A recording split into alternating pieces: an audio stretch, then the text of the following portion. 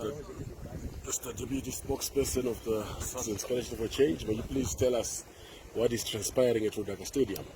Thank you very much. We have just arrived here with our team, which was supposed to pitch and the tent inside, but we've just been informed by the police that they've been instructed by someone in Marondera District Police not to allow us to enter the premises. Our security of the Youth Assembly was here, and they couldn't, they were actually chased out.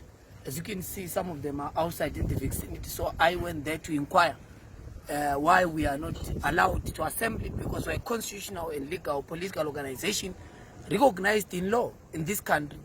The freedom to assembly and the freedom for the people of Zimbabwe to meet and gather politically is enshrined in the constitution.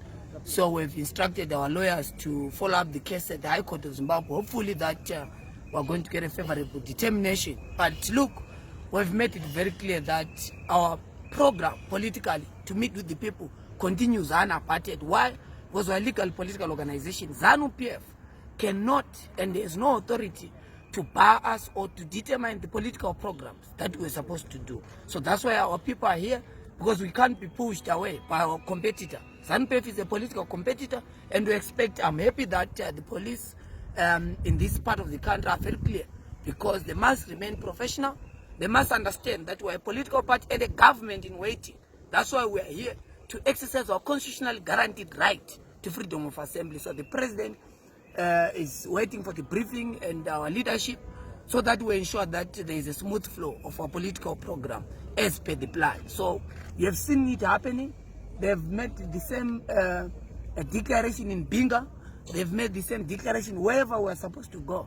But we are very clear that we made our political program, and we're going to do that. The only way they should shut us out of the political market is to stop elections in total. Otherwise, when there are elections in this country, we're in for a hand. Thank you. But there was a court session yesterday where Jeremiah Bam and Bishawa actually stood in court for today's run.